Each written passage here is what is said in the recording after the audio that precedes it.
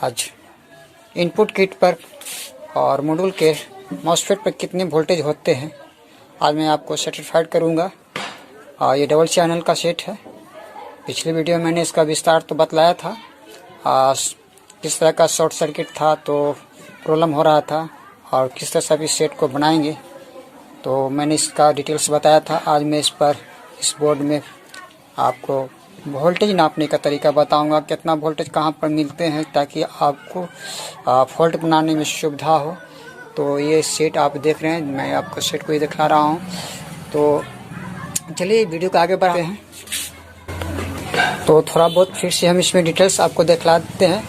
ये बोर्ड देखने में कैसा लगता है और कहां पर कौन सा पार्ट्स होता है। तो आप देख रहे हैं मेरे इस वीडियो पर कि किस तरह से जो है ये टेलीटच का इनपुट किट है। 6000 मॉडल यानी 6000 वाट में लगा हुआ रहता है।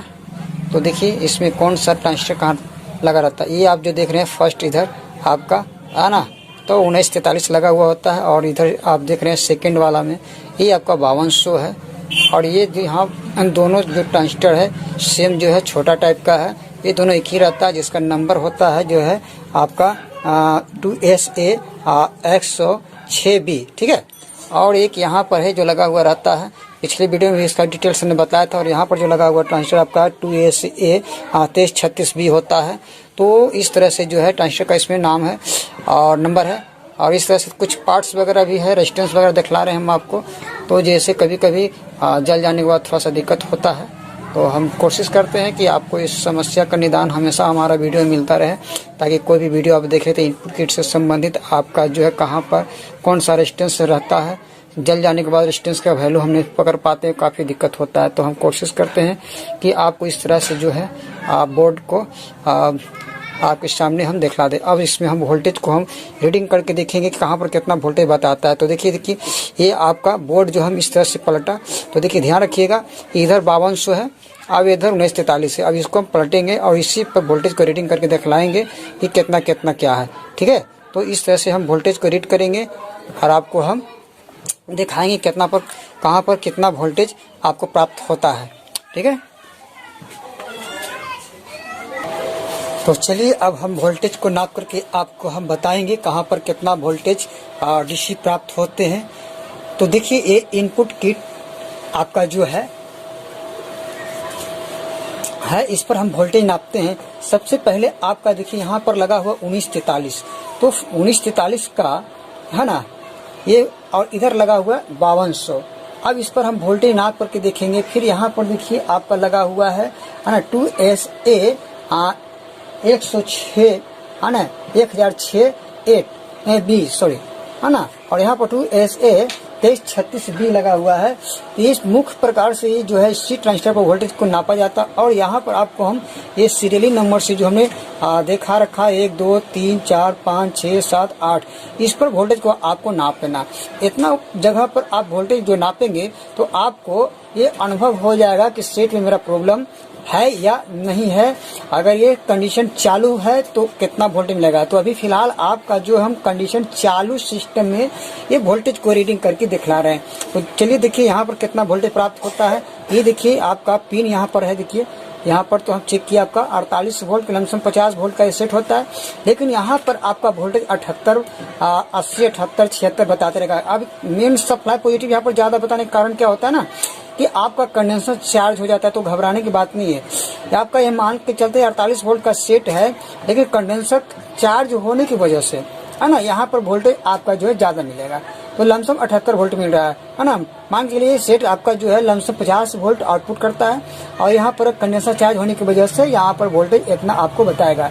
तो ये आपको ध्यान रखना होगा। यानी 78 वोल्ट 74 वोल्ट 76 वोल्ट इस तरह से थोड़ा बहुत कम बेसी यहाँ पर होगा।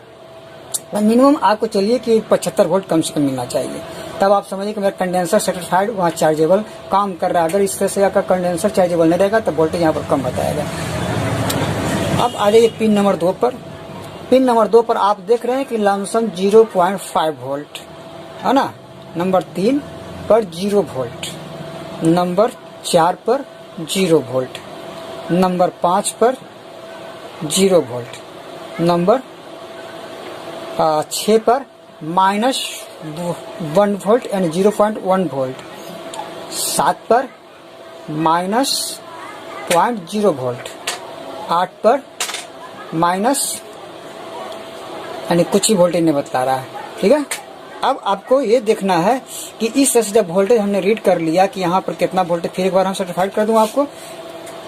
यहाँ पर आपका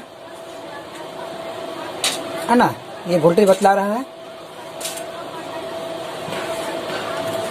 लमसम 5.5 वोल्ट, 0 वोल्ट, 0 वोल्ट। ये भी हम प्लस वोल्टेज नाप रहे हैं, ध्यान रखिएगा। यहाँ पर -0.1 वोल्ट, माइनस यहाँ पर 80 वोल्ट, और यहाँ पर -0 वोल्ट। अब देखिए एक साइड इसमें माइनस वोल्ट बताएगा और एक साइड प्लस वोल्ट बताएगा, क्योंकि इसमें जो है 50 वोल्ट माइनस और 50 वोल्ट प्लस दोनों आता है, क्योंकि इसमें दो तरह का ट्रांजिस्टर लगे हुए रहते हैं, जैसे 5200 और प्लस 1943 लगा हुआ है। ठीक है, तो इस तरह का आपका दोनों पर वोल्टेज आपका अलग अलग बतलाएंगे, एक पर माइनस वोल्ट एक पर प्लस वोल्ट। तो देखिए आपका जो है आउटपुट ट्रांजिस्टर पर भी आपका पॉजिटिव 52 वोल्ट या 78 वोल्ट बतला रहा है ना, और इनपुट पर बतला रहा है आपका यहाँ आपका 76 वोल्ट। अब इसमें हम इसके ट्रांजिस्टर पर नाप करके देखेंगे वोल्टेज वाकई में कितना कितना है ना। तो देखिए इसका फर्स्ट लेग अभी हम प्रिंट को अगर ऐसे करेंगे तो सीधा आप देख पाएंगे, अगर ऐसे करते हैं तो फर्स्ट लेग हमारा ये हो जाता है।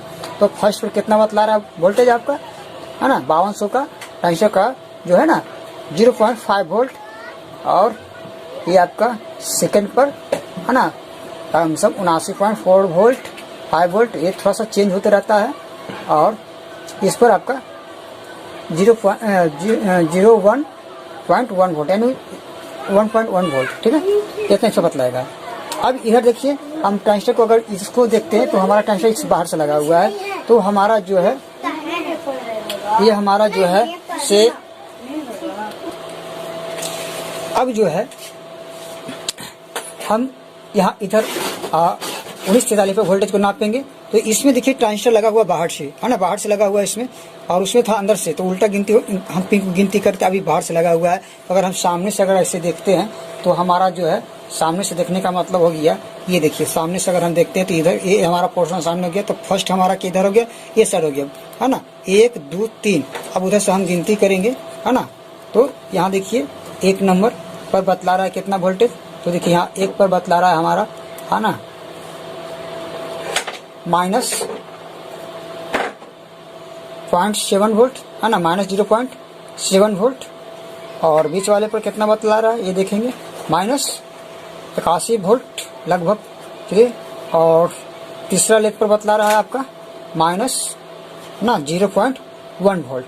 तो एक साइड आपको माइनस वोल्ट बताएगा और एक साइड आपका प्लस वोल्ट बतलाएगा, यानी इस पर दोनों वोल्ट आता है, माइनस भी 78 वोल्ट आता है और प्लस भी 78 वोल्ट आता है ना। तो ये 78 वोल्ट कैसे बना, वो कंडेंसर से चार्ज होने की वजह से वोल्टेज बढ़ जाता है, लेकिन ये 48 वोल्ट का ही सेट है। तो इस तरह से जो है आपका वोल्टेज यहाँ पर प्राप्त होता है। अब यहाँ पर देख रहे हैं कि आपका 2N है ना, 2S है 1006B ट्रांजिस्टर लगा हुआ, इस पर हम वोल्टेज चेक करेंगे कि कितना बतला रहा है। तो देखिए इसमें यहाँ पर 2 ट्रांजिस्टर लगा हुआ रहता है, एक इधर है एक इधर है। तो हम यहाँ पर देख रहे हैं कि आपका जो है फर्स्ट वाले लेग पर है ना, एक फर्स्ट वाले लेग पर हमारा वोल्टेज बतला रहा है 78 है ना, और 78 वोल्ट क्या बतला रहा है, प्लस बतला रहा है। तो यहाँ पर देखेंगे 78 वोल्ट प्लस। अब यहाँ पर देख रहे हैं बीच में आपका 0.0 वोल्ट, और यहाँ देख रहे हैं आप 78 वोल्ट 79 वोल्ट लगभग यहाँ भी मिल रहा है। तो इसी तरह से अगले ट्रांजिस्टर इसमें भी चेक करेंगे। तो यहाँ पर फर्स्ट वाले लेग पर हमारा 0.9 वोल्ट, और सेकंड वाले पर 0 वोल्ट, और तीसरा लेग पर आपका लमसम 79 वोल्ट मिल रहा है। तो ये हो गया आपका जो है से कि वोल्टेज। अब रह गया आपका 2NA 2336B, इस पर भी हम वोल्टेज देख लेते हैं कितना बतला रहा है। तो फर्स्ट वाले लेग पर है ना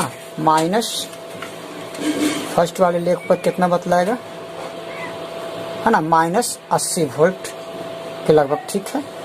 और सेकंड वाले पर -0.7 वोल्ट और तीसरा पर -80 वोल्ट।